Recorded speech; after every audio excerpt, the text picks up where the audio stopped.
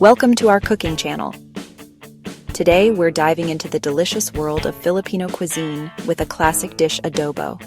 Now, adobo isn't just some amateur dish. It's the bloody heart and soul of Filipino cooking. And trust me, you don't want to screw this up.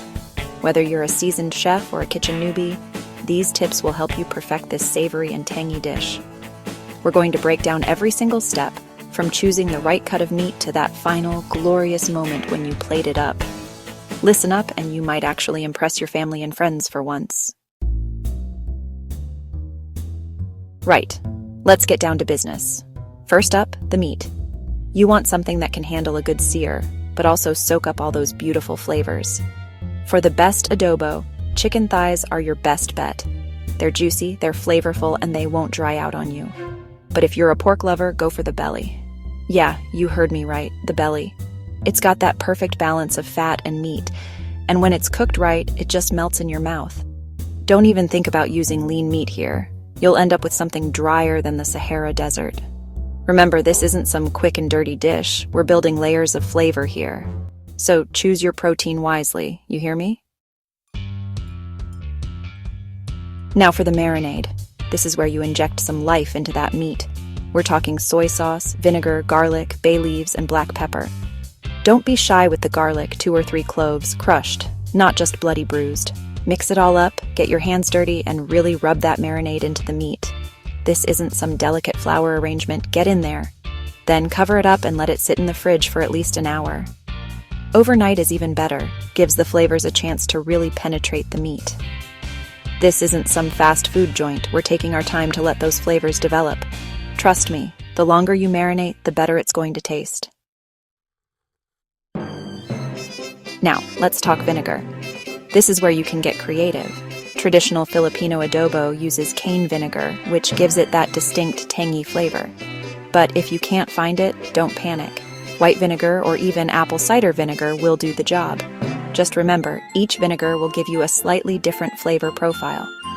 White vinegar is sharper, while apple cider vinegar has a milder, sweeter taste. Experiment and see what you prefer.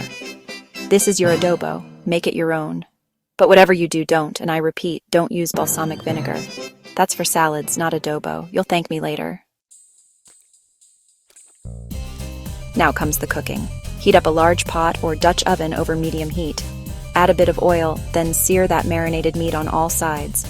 We're talking beautiful golden brown color, not bloody burnt to hell. Once it's nicely seared, pour in the remaining marinade and bring it to a simmer. Not a boil, a simmer. You want those bubbles just gently breaking the surface. Now turn the heat down low, cover the pot, and let it simmer for at least an hour, or until the meat is fall-apart tender. This is where patience is key. Don't rush the process. Let those flavors meld together. Let the meat relax and soak up all that goodness. All right, you're almost there. The meat should be cooked through. The sauce should be rich and thickened. Now here's a little trick. Take a few spoonfuls of that sauce, put it in a separate bowl, and let it cool down a bit. Once it's cooled, give it a taste. Needs more salt? Add a pinch. Needs a touch more vinegar? Go for it. This is your chance to fine-tune the flavors and make it absolutely perfect. Once you're happy with the taste, pour that sauce back into the pot and give it a good stir. And there you have it, adobo done right.